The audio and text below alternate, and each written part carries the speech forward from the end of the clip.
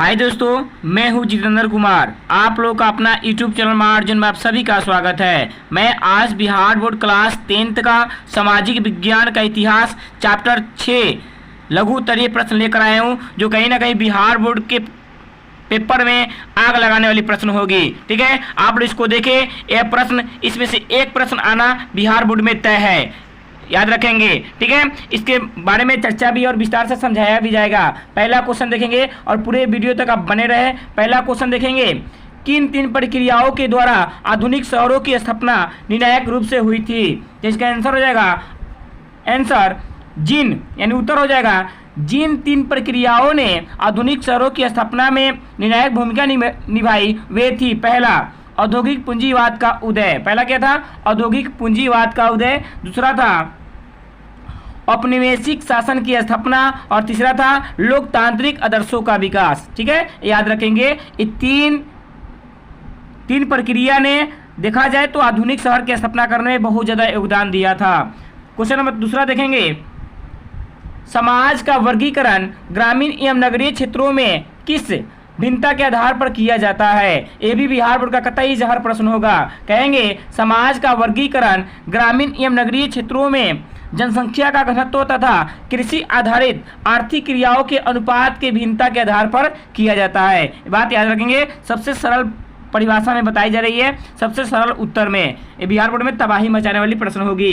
Question number 3 देख लेंगे, शहर किस प्रकार की क्रियाओं का केंद्र होते हैं? तो कहेंगे शहर विभिन्न प्रकार की आर्थिक क्रियाओं का केंद्र होते हैं, जैसे रोजगार, व्यापार, वाणिज्य, शिक्षा, स्वच्छता, यातायात आदि। शहर गतिशील अर्थव्यवस्था के भी केंद्र होते हैं। शहर राजनीतिक प्राधिकार के भी महत्वपूर्ण केंद्र होते हैं। सही बात है, कहीं ना कहीं शहर में आप लोग देखे होंगे सबसे ज्यादा तो रोजगार मिलता है, व्यापार लोग करते हैं वहाँ पे, शिक्षा बेहद ज्यादा वहाँ पे होती है, स्वच्छता की केंद्र भी बेहद ज्यादा होती है और यातायात की सुविधा भी सबसे अधिक शहर में ही होता है। ठीक है, ये बात याद रखेंगे। क्वेश्चन नंबर 4 है, क्वेश्चन नंबर 4 जो आपका एनसीईआरटी बुक का क्वेश्चन नंबर 10 होगा। 4 मेरे लाइन के हिसाब से 4 है और एनसीईआरटी में जो 10 बगल में लिखा गया है, एनसीईआरटी में क्वेश्चन नंबर 10 है, याद रखेंगे। क्वेश्चन है, शहरों के उद्भव में मध्यम वर्ग की भूमिका किस प्रकार रही? तो कहेंगे शहर के उद्भव में मध्यम वर्ग की भूमिका महत्वपूर्ण योगदान रहा।